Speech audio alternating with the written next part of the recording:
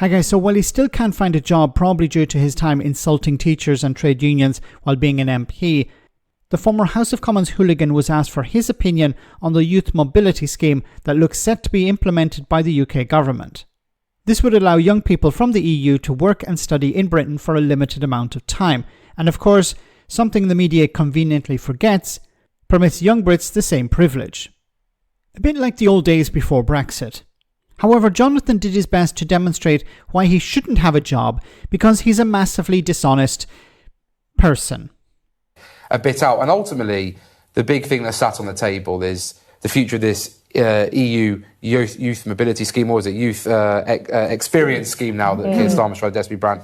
What does that look like? Will it be capped or not? It seems quite odd to have had a big speech last week about migration and then be opening the door to potentially allow tens of millions of migrants coming from the EU. So undermines the very argument.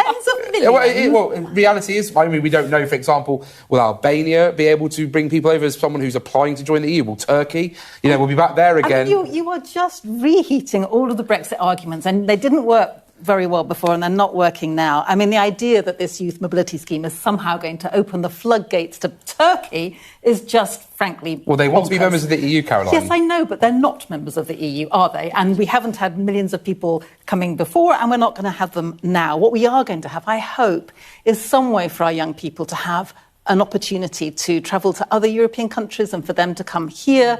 There is going to be a cap, that's been said. And, young people absolutely deserve some good news. For heaven's sake, they've got a pretty rough deal right now, and we all benefited from that kind of deal, and they should be able to as well. The idea it's a landmark agreement, I think, is pushing it somewhat. I'm very glad it happened. I'm glad the conversations are happening, but it's got to go much further than this. The EU accounted for 41% of our exports. This is our most near neighbour and the most important neighbour. I think we should be going back into the customs union and genuinely doing something for the economy as well as for our young people. I wanted to ask... Well said, Caroline Lucas. But, listening to Jonathan Gullis here, it's like rehashing the old Brexit arguments once again. Now, I don't know if Jonathan Gullis actually benefited from the Erasmus scheme or youth mobility. He probably did. I don't know, but he could have traveled to Europe and improved his experiences, his life experiences, his study, whatever. But he wants to deny that ability to young people today. And notice the argument he used: Albania and Turkey, two countries that are not in the European Union. But the scaremongering about people from Albania, the scaremongering towards people from Turkey, it's pretty low, isn't it? It's pretty much scraping the bottom of the barrel. Because this has nothing to do with immigration. This is a youth mobility scheme. People coming to work for a very short period of time, to study for a short period of time, and then going back. And of course, the point that Brexiteers like Jonathan Gullis will never bring up, it's a benefit for British people as well. Young Brits who, they have struggled during the pandemic.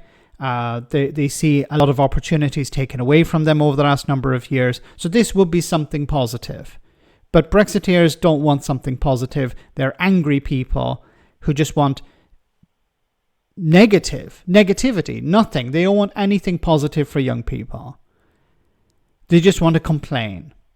Now, I have to ask the question, why has Jonathan Gullis not joined Reform UK? He seems to meet the criteria. He's angry, he's xenophobic, he's rough round the edges, to put it mildly.